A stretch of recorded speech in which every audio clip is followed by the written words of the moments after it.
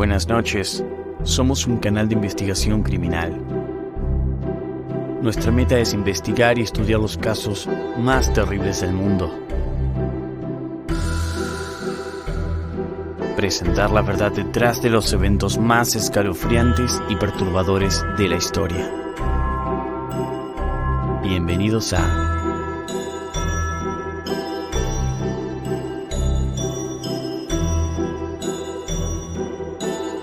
Anatomía del crimen. El caso de Paul Jason Tale y Karla Homolka es uno de los casos criminales más impactantes de la historia de Canadá. Durante la década de 1990, esta pareja canadiense se había convertido en sinónimo de terror y depravación al cometer una serie de horribles crímenes que conmocionaron al país y al mundo entero. Su historia envuelve una combinación de engaño, violencia sexual, asesinato y el lado oscuro de la psicología humana. A medida que se desentrañaba la verdad detrás de sus actos atroces, la opinión pública quedó atónita ante la brutalidad y la complejidad de su relación. A continuación, exploraremos los eventos perturbadores de estos asesinos. Paul Jason Tale, o también conocido como Paul Bernardo, nació el 27 de agosto de 1964 en Scarborough, Ontario, Canadá, hijo de Marilyn, una mujer quien había sido adoptada por un abogado de la ciudad de Toronto, Gerald Eastman, y su esposa Elizabeth. Marilyn vivió una infancia feliz en una familia sana. Por su parte, el padre de Paul Kenneth fue el hijo de una mujer inglesa y de un inmigrante italiano. Su vida no fue tan dichosa como la de su mujer. Desde adolescente, Paul siempre fue un joven guapo y apuesto, rubio, alto y de buen porte. Era el hombre que derretía a las mujeres. Absolutamente nada podía hacer parecer al joven Paul como un enfermo retorcido que disfrutaba del dolor de otros. Así, Paul seguiría sus estudios y para 1987 ya era contable. El primer ataque registrado de Bernardo tuvo lugar el 4 de mayo de 1987. Una joven que acababa de descender de un bus fue atrapada y brutalmente violada, muy cerca de la casa de sus padres. Desde ese día, y en solo una semana, hubo otros 2 ataques similares. Todas las víctimas eran muchachas de entre 15 y 21 años.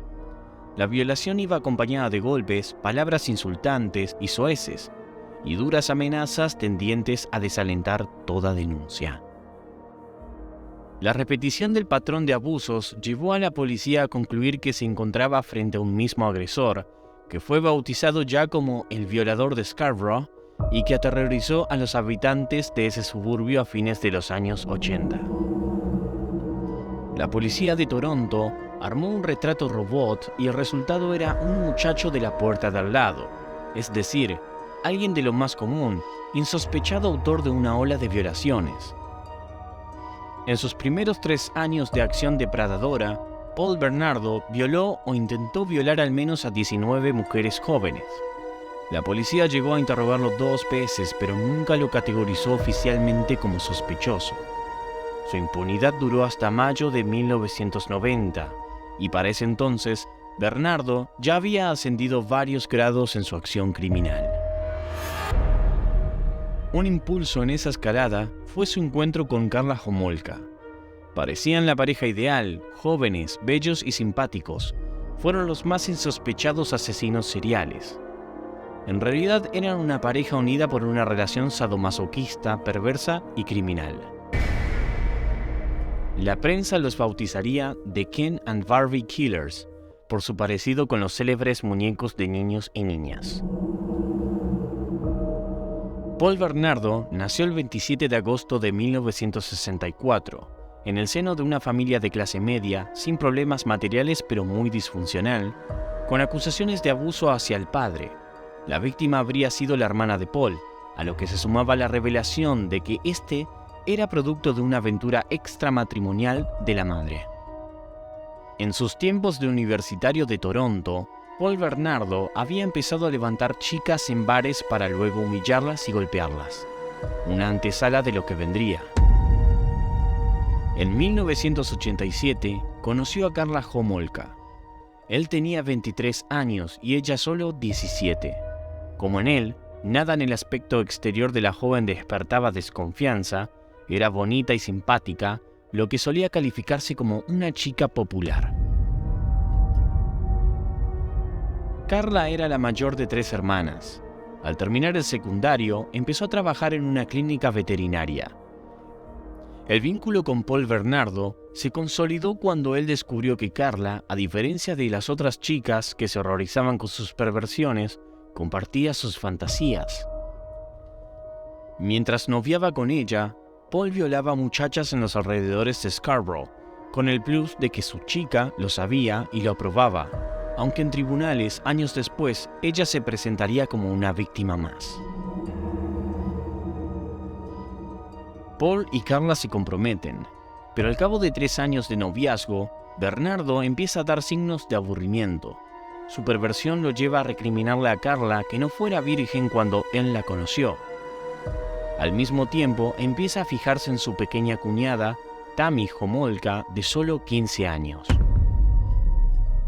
En vez de escandalizarse, Homolka coopera para concretar el perverso deseo de él. Aquel 23 de diciembre de 1990, durante el encuentro familiar, Karla vierte un anestésico veterinario, robado en la clínica en la que trabajaba, en la bebida de su hermana. Esa misma noche, mientras el resto de la familia duerme, Karla coloca un pañuelo con otro anestésico inhalante en la boca de su hermana ya inconsciente, y asiste a la violación de la adolescente por su marido. La perversión no acaba allí. La pareja filma la violenta agresión para poder luego revivir la escena. Mientras esto sucede, Tammy se está ahogando en su propio vómito. En vez de pedir auxilio de inmediato, la siniestra pareja se toma el tiempo de borrar las huellas antes de dar aviso en la familia. Cuando lo hagan, ya será tarde. La adolescente muere en el hospital. En su rostro hay huellas de la quemadura de un químico. Aún así, los médicos atribuyen el deceso a la asfixia por el vómito causado por la ingesta de alcohol. La muerte de Tammy no desalienta a los novios perversos que luego de un tiempo retomarán su raid predador. Al año siguiente, el 15 de junio de 1991, Paul Bernardo secuestra a Leslie Mahaffey, una niña de 14 años, y la lleva a la casa donde ya convive con Karla. El ritual se repite y dura varios días. Drogan a la joven, abusan de ella, filman la agresión. Finalmente la asesinan y para deshacerse del cuerpo lo cortan con una sierra circular. Arrojan los restos de Leslie a un lago cercano. Durante el juicio, Paul Bernardo argumentará que mató a Mahaffey por una insistencia de Karla, que temía ser reconocida, ya que durante una de las violaciones a Leslie se le había caído la venda de los ojos. Menos de 2 semanas después, una pareja que paseaba en canoa descubre los restos del cuerpo de Leslie en el lago. El 29 de junio, mientras los forenses analizaban los macabros hallazgos, Bernardo y Homolka llegaban a su fiesta de bodas a bordo de un carruaje tirado por caballos. Nadie les vinculó con el crimen de Leslie Mahaffey. Cerca de un año más tarde, el 16 de abril de 1992, los Bernardo vuelven a actuar. Secuestran y matan a Kristen French, de solo 15 años. Nuevamente graban en video los reiterados abusos contra la adolescente. Esta vez abandonan descuidadamente el cuerpo de la niña en la zanja de un camino rural. La policía relaciona los 2 crímenes, pero todavía no detecta al autor, un testigo del secuestro de Kristen, que tuvo lugar en un estacionamiento, da la descripción del auto, pero lamentablemente confunde el modelo. Y en enero de 1993, Karla Homolka deja a Paul Bernardo y se refugia en casa de amigos, escapando de la violencia que él empieza a descargar sobre ella. Tras una de las golpizas, ella termina en el hospital. La policía, que empieza a sospechar que Bernardo es el violador de Scarborough, interroga a Karla, que decide cooperar. 2 meses después, una muestra de ADN confirma la implicación de Paul Bernardo en la serie de violaciones que habían asolado su antiguo barrio a fines de los 80. Homolka logra a través de su abogado un acuerdo de clemencia a cambio de testificar contra su marido. Entre otras cosas, lo acusa de haber violado por lo menos a 30 mujeres. La justicia pacta con Carla en el convencimiento de que no tenían suficiente evidencias contra Paul Bernardo para acusarlo por el asesinato de 3 adolescentes. En realidad, durante el allanamiento de la casa de la pareja asesina, habían pasado por alto el escondite donde se encontraban los videos filmados durante las violaciones. Cuando estos aparezcan, en un segundo allanamiento será tarde. Legalmente, el acuerdo que le garantizaba clemencia a Homolka no puede ser revisado. Pacto con el diablo, dirán los medios, y el público quedará espantado ante los detalles de los crímenes y, sobre todo, la participación que en ellos tuvo la joven Homolka. A cambio de su colaboración, Carla será condenada solo a 12 años de prisión, a pesar de que en las grabaciones ella no aparece como una víctima más de su marido, sino como su cómplice. Su papel estuvo muy lejos de ser la de un testigo pacífica, forzada o manipulada. Es verdad que, cuando se analizó a los esposos para detectar psicopatías, de acuerdo con una lista de ítems, Homolka quedó con un puntaje muy bajo, mientras que Bernardo poseía casi un 90% de los rasgos que configuran una personalidad psicopática, a saber, encanto superficial e insincero, exagerada estimación de sí mismo, tendencia patológica a mentir, astucia, manipulación, falta de remordimiento, respuesta emocional superficial, insensibilidad y ausencia de empatía, estilo de vida parasitario, promiscuidad sexual, impulsividad e irresponsabilidad, entre otros. Paul Bernardo purga cadena perpetua por secuestro, violación y asesinato de al menos 3 adolescentes, y por más de una decena de violaciones.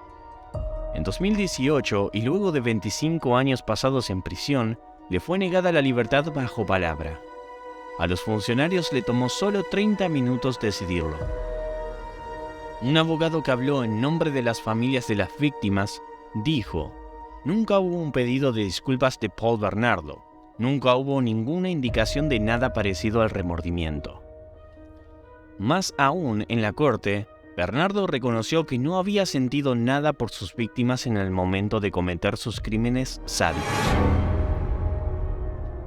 El saldo del primer matrimonio de Homolka fueron 3 adolescentes de entre 14 y 16 años muertas y varias mujeres más violadas. Sin embargo, al salir de prisión en 2005, Carla se volvió a casar y tuvo 3 hijos. Oriunda del Canadá inglés, se mudó a la provincia francesa de Quebec, donde esperaba encontrar cierta indulgencia, ya que el caso no había repercutido tanto como en Ontario, escenario de sus crímenes.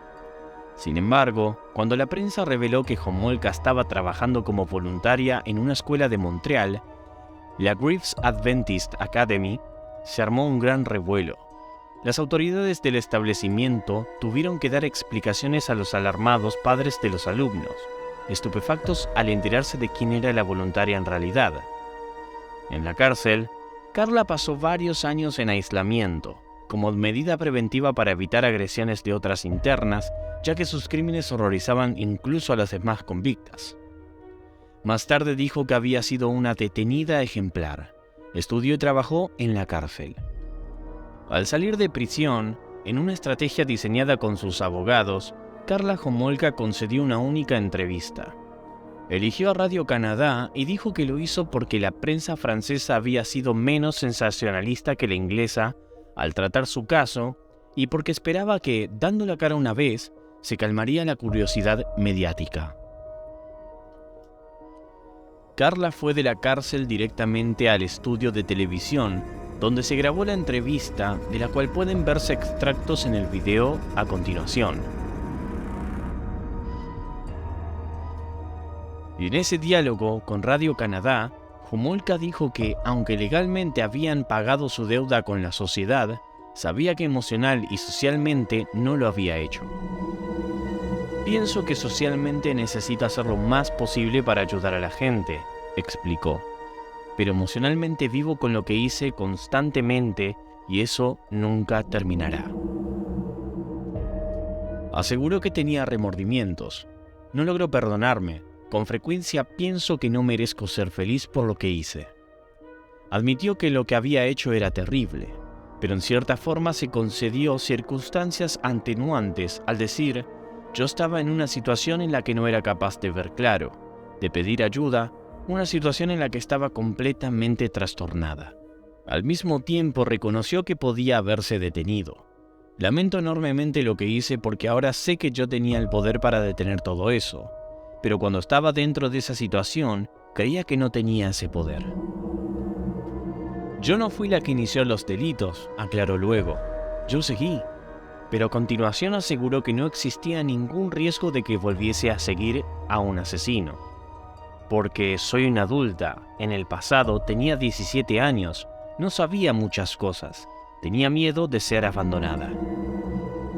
También sostuvo que quienes dicen que ella tenía un rol igual al de él, no conocen la causa. Yo estaba bajo el influjo de él, afirmó.